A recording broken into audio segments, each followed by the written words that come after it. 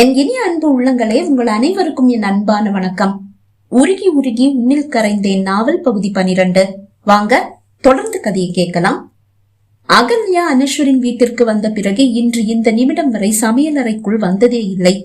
ஏதோ பாசத்தோடு கூறுவது போல் அனஸ்வரின் அம்மாவாக இத்தனை நாள் இருந்த கல்பனா அம்மாவை வைத்து சக்கையை பிழிவது போல் வேலை வாங்கி கொண்டிருக்கிறாள்.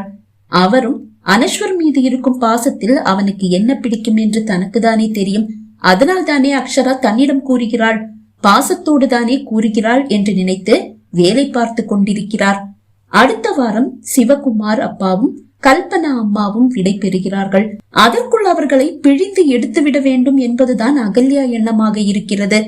ஆனால் இன்று அனஸ்வர் டீ கேட்டதும் அறக்க பறக்க அவளே சமையல் அறைக்கு வந்து விட்டாள். தான் அக்ஷராவோடு பேசிக் கொண்டிருந்ததை அனஸ்வர் கேட்டுவிட்டான் என்று அவளுக்கு புரிந்தது. அவனுக்கு ஏதும் சந்தேகம் வந்து விட்டதோ என்ற பதற்றத்தில் தான் தப்பித்தோம் பிழைத்தோம் என்று அவள் சமையல் அறைக்கு ஓடி வந்து விட்டாள். அவள் இதயம் இப்போதும் தாறுமாறாக அடிக்கிறது. ஏ அகல்யா, அந்த அக்ஷரா கிட்ட பேசும்போது நீ கவனமா தானே இருக்கணும். அந்த சின்ன வீடுனா அனஸ்வர் கார் வர்ற சத்தம் தெளிவா கேக்கும். ஆனா பேலஸ் மாதிரி இருக்கிற இந்த வீட்டுல பக்கத்து ரூம்ல நடக்கிறது கூட கேட்காது. ஏன் இந்த ரூமுக்குள்ள இருக்கும் போது இந்த ரூமுக்குள்ளேயே யாராவது பேசாம வந்து நின்னா, யாராவது வந்து நிக்கிறாங்கன்னு கூட தெரியாது. அந்த அளவு சத்தமே கேட்காத அமைதியான ஒரு வீடு. ஐயோ, இப்ப நான் பேசின என்னெல்லாம் அவருடைய காதுல விழுந்திருக்குன்னு தெரியலையே. என்னென்ன சந்தேகம் வந்ததுன்னு கூட தெரியல. என்ன சந்தேகம் வந்தாலும் பரவாயில்ல, நாங்க 2 பேரும் இரட்டையர்கள். எனக்கு பதிலா அவரு அக்ஷரா கழுத்துலதான் தாலி கட்டி இருக்காரு. இந்த 2 உண்மை மட்டும் அவருக்கு தெரியவே கூடாது. இப்பவே நீ வேற அவ வேற மாதிரி தோணுதுன்னு சொல்லி தினமும் தள்ளி போறாரு. அவரு என்ன அவரு?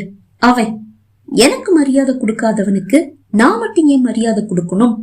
அவன் தள்ளிதான் போறான். ஆனாலும் நானும் கண்ணை திறக்கணும் சாமி, கைய பிடிக்கணும் சாமின்னு அவனுடைய தவத்தை கலைக்க தினமும் பாட்டு பாடிட்டு தான் இருக்கேன். ஆனா கல்லு கரைஞ்சாலும் கரையுமே தவிர நான் கரைய மாட்டேன்னு சொல்லி எப்படி உறுதியா இருக்கான்? ஒரு ஆம்பளையால எப்படி இவ்வளவு உறுதியா இருக்க முடியும்? தூக்கத்துல கைய கால தூக்கி போடுற மாதிரி போட்டு பாத்துட்டேன். ஏன் அதிகம்? தூக்கத்துல ட்ரெஸ் விலகி கிடக்குற மாதிரி கூட அறக்குறையா படுத்துட்டேன். எந்த பலனும் இல்ல. போர்வையை எடுத்து அப்படியே என் மேல போட்டுட்டு கண்டுக்காம போயிடுறான். இவனை பார்த்து அக்ஷரா பயந்தது ஏன்னு தான் தெரியல. அப்படின்னா அக்ஷரா கிட்ட இவன் வேற மாதிரி நடந்துகிட்டானா? அப்படி எனக்கும் அவளுக்கு இடையில என்ன பெரிய வித்தியாசம் இருக்கான்? இவன் என்ன கண்டுக்காமலே இருக்கான். என் கிட்ட கூட வராம தள்ளி போறான். இவன் கூட ஃபர்ஸ்ட் நைட்ட முடிக்காட்டி என்னுடைய திட்டம் எல்லாம் தவிடுபொடி ஆயிடும்.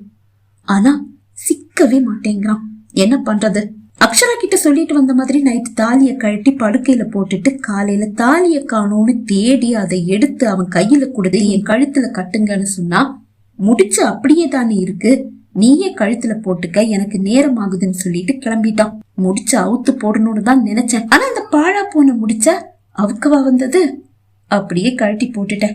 அந்த நேரம் பார்த்து ரூமுக்குள்ள வந்த இந்த கல்பனா என்னடானா, அடட தாலி கழண்டுடுச்சா அப்படின்னு சொல்லிட்டு போனா. மறுநாள் முடிச்ச அவுத்து போட்டேன். விஷயமே வேற மாதிரி போயிடுச்சு. என்ன இது 2 தடவை தாலி தவறுது? அம்மா கிட்ட சொல்லி ஏதும் பரிகாரம் இருந்தா பாக்க சொல்லணும். அந்த நேரம் பார்த்து ரூமுக்குள்ள வந்த கல்பனா சொல்ல, அது பெரியவங்க காது வரைக்கும் போயிடுச்சு.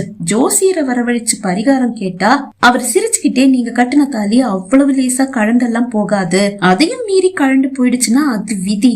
இப்ப வேண்டாம், 1 வருஷம் கழிச்சு உங்க கல்யாண நாள்ல இந்த தாலிய கோயில் உண்டியல்ல போட்டுட்டு மறு தாலி கட்டுங்க. இப்ப இந்த தாலிய உங்க மனைவியே கழுத்துல கட்டிக்கிட்டோன்னு சொல்லிட்டு என்ன பார்த்து ஒரு சிரிப்பு ரியாக்ஷன் கொடுத்தாரு பாரு. என்னுடைய ரகசியத்தை எல்லாம் தெரிஞ்சுக்கிட்டு சிரிச்ச மாதிரியே இருந்தது. அந்த நாள்ல இருந்து ஒரு புது பயம் வேற தொத்திக்கிச்சு. இந்த ஜோசியர் வேற அனஸ்வர் கிட்ட ஏதாவது சொல்லி வச்சிடுவாரோன்னு பயந்து பயந்து சாகுறேன். அந்த ஜோசியரை சந்திச்சு, ஏன் ஜோசியரே இப்படி ஒரு பரிகாரத்தை சொன்னீங்கன்னு கேட்க தைரியமும் வரல. எப்படியோ வண்டிய ஓட்டிட்டு இருக்கேன். இதுக்கிடையில அத்தி பூத்த மாதிரி எப்பவாவது இந்த அக்ஷரா கூப்பிடுவா. அதுவும் என்ன மாட்டி விடுறதுக்காகவே கூப்பிடுற மாதிரி கூப்பிடுறா. இவளை முதல்ல ஆஃப் பண்ணணும். அவளிடம் பேசுவதற்காகவே இப்போது சமையல் அறைக்கு வந்தவள் அக்ஷராவை அழைத்தாள். இதற்கிடையில் அனஸ்வர் அவளிடம் பேசி முடித்திருந்தான். இப்போது அகல்யாவிடம் இருந்து அழைப்பு வர, இவ எதுக்கு இப்ப கூப்பிடுறா? யோசனையோடு அழைப்பை ஏற்றவள், சொல்லுடி என்றாள். ஏய், உனக்கு அறிவு இருக்கா?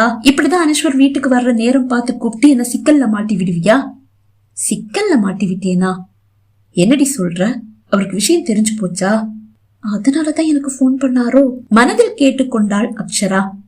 விஷயம் எல்லாம் தெரியல, ஆனா அவனுக்கு ஏதோ சந்தேகம் வந்துடுச்சுன்னு தோணுது. என்னது அவனா? இனி ஒரு தடவை அவன் இவன்னு பேசுன செவிட பேத்துடுவேன். ஏய், அவன் என்னுடைய காதலன். என்னுடைய விருப்பத்துக்கு அவன் இவன்னு தான் கூப்பிடுவேன். உனக்கு அவரு காதலன், நான் எனக்கு கணவன். என் முன்னாடி என் புருஷனை அவன் இவன்னு சொன்ன அவ்வளவுதான். ஐயோ, ரொம்ப கோபமா பேசுறாளே. அவன்கிட்ட போட்டுக்கிட்டு கொடுத்துடுவாளோ? ச்சே, யாரையெல்லாம் பார்த்து நான் பயப்பட வேண்டியதா இருக்கு. சரி, இவகிட்ட கொஞ்சம் அடக்கி வாசிப்போம், இல்லனா எனக்கு தான் ஆபத்து. சரிடி, இனிமே அவன் இவன் எல்லாம் சொல்லல, மரியாதையோட அவர்னே சொல்றேன். போதுமா? போதும் போதும். சரி, அதை விடு.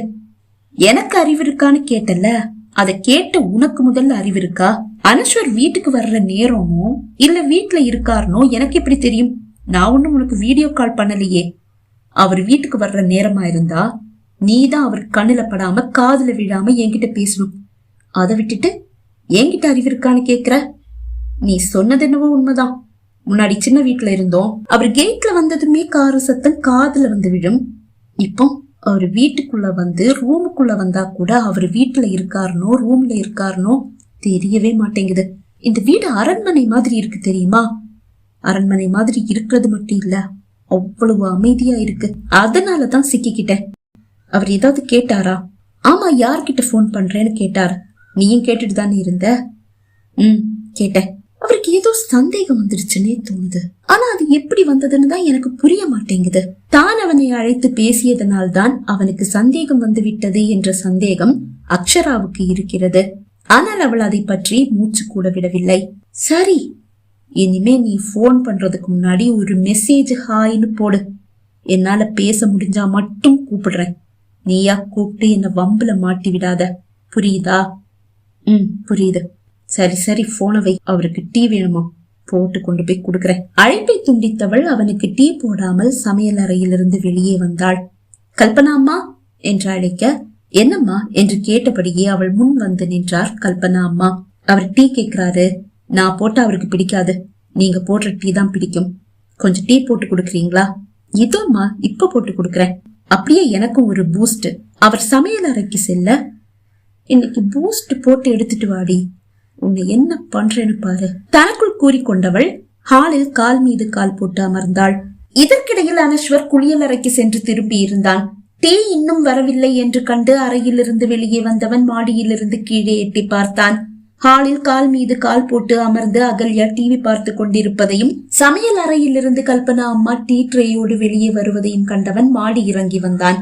ஹாலில் அமர்ந்திருந்த அகல்யாவுக்கு முதலில் பூஸ்டை கொடுத்தவர் மாடியை நோக்கி நகர பூஸ்டை வாங்கி ஒரு வாய் குடித்தவள், ஏய் கல்பனா, நான் உன்கிட்ட ஹார்லிக்ஸ் தானே கேட்டேன், நீ பாட்டுக்கு பூஸ்ட் போட்டு எடுத்துட்டு வந்திருக்க. அனஸ்வரின் அப்பா அம்மா வீட்டில் இல்லை, வேலையாட்கள் ஒருவரும் ஹாலில் இல்லை, அனஸ்வர் மாடியில் இருக்கிறான் என்ற தைரியத்தில் அவரை மரியாதை இல்லாமல் அகல்யா அழைத்து கோபமாக பேச, கல்பனா அம்மா மட்டுமல்ல, மாடி இறங்கி வந்த அனஸ்வரும் ஆடி போனான். இல்லம்மா, நீ பூஸ்ட் தான் கேட்ட, வேலைக்கார நாயே, என்ன மரியாதை இல்லாம நீ நான் கூப்பிடுற, உன்னை எல்லாம் வைக்க வேண்டிய இடத்துல அவரும் அத்தை மாமாவும் வச்சிருக்கணும்.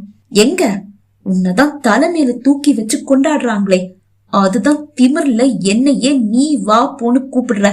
அகல்யா பேசி முடிக்கும் முன் அவள் கன்னம் பழுக்க ஒரு அறை விழுந்தது. அதிர்ந்து போனவள் தலை உயர்த்தி பார்த்தாள். கண்களில் அனல் பறக்க அவள் எதிரில் நிற்கிறான் அனஸ்வர். யார பார்த்துடி மரியாதை இல்லாம பேசின? இவங்க யாருன்னு உனக்கு தெரியுமாடி? என்ன பெத்த என்னுடைய தாய். அதை கேட்டு அகல்யா ஆடி போனாள். நான் சத்யநாதன் சத்யபாமாவுக்கு பிறந்தவன் தான், ஆனா என்ன பெத்தெடுத்தது இவங்க. தெரியுமாடி உனக்கு? என்னுடைய அம்மாவோட கர்ப்பப்பைக்கு கருவை தாங்குற சக்தி இல்லாம 5 குழந்தைகள் கலைஞ்சு போச்சு. 6வதா என்ன இவங்க வயிற்றுல சுமந்து பெத்தெடுத்தாங்க. அதுக்காக 5 காசை கூட இவங்க வாங்கல. ஏன்னா இவங்க என்ன இவங்க மகனா பாக்குறாங்க. அது மட்டும் இல்ல, அம்மா மேல வச்ச பாசத்துக்காக குழந்தைய பெத்து கொடுத்தாங்க. இவங்க சொந்த ஊருக்கு திரும்பி போகணும்னு ஒரு 10 வருஷம் முன்னாடியே ஆசைப்படுறாங்க. ஆனா ஏன் மேல வச்ச பாசத்துக்காக இங்கேயே ஏன் கூடவே இருந்து இன்னைக்கு வரைக்கும் என்ன உயிரா பாத்துக்கிறாங்க. இவங்கள நீ மரியாதை இல்லாம பேசிட்டல. வேலைக்காரங்களே ஆனாலும் நாங்க எல்லாரையும் மரியாதையோட மட்டும்தான் நடத்துவோம். ஆனா நீ இனிமே ஒரு நிமிஷம் கூட நீ இங்க இருக்க கூடாது, அவுட் என்றவன் வாசலை நோக்கி கையை காண்பித்தான். அகல்யா தலை வேகமாக சுற்றியது. அவளால் அசைய முடியவில்லை. அவள் நாவும் அசையவில்லை. அவள் ஆடாமல் அசையாமல் அப்படியே நிற்க, உன்னதான், இனிமே இங்க உனக்கு இடம் இல்ல, வெளியே போடி என்று அவன் உரக்க கத்த, அதை கேட்டபடியே அவனது அப்பா அம்மா வீட்டிற்குள் வந்தனர். அனஸ்வரின் கோபத்தை கண்டு அதிர்ந்தவர்கள் ஒருவரை ஒருவர் பார்த்து கொள்ள, அவனது அப்பா அம்மாவை கண்ட அகல்யா தன்னை தற்காத்துக் கொள்ள ஓடி அவர்கள் அருகில் வந்து அனஸ்வரின் அம்மா கையை பிடித்துக் கொண்டு நடந்தவற்றை அவர்களிடம் கூறி அழுதாள்.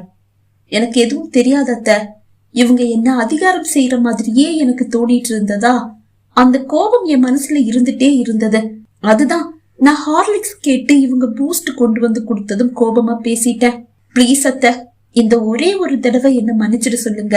அவள் அழ, அனஸ்வர், அக்ஷரா செஞ்சது தப்புதான். ஆனா கல்பனா பத்தி முழுசா தெரிஞ்சுக்காம அவ செஞ்ச தப்பிது. இந்த ஒரு தடவை மட்டும் அவளை மன்னிச்சிடு. இனிமே அவ கல்பனா கிட்ட இதே மாதிரி நடந்துகிட்டா நானும் பறிஞ்சு பேச மாட்டேன். இந்த ஒரு தடவை விட்டுடுப்பா. அம்மா கூற, உங்களுக்காகமா, உங்களுக்காக மட்டும் இவளை நான் இப்ப மன்னிக்கிறேன் என்று கூறியவன் டீயை கூட எடுக்காமல் கோபமாக மாடிக்கு சென்று விட்டான். பகுதி 12 நிறைவடைந்தது. பகுதி 13 உங்களை சந்திக்கும் வரை விடைபெறுகிறேன். நன்றி, வணக்கம்.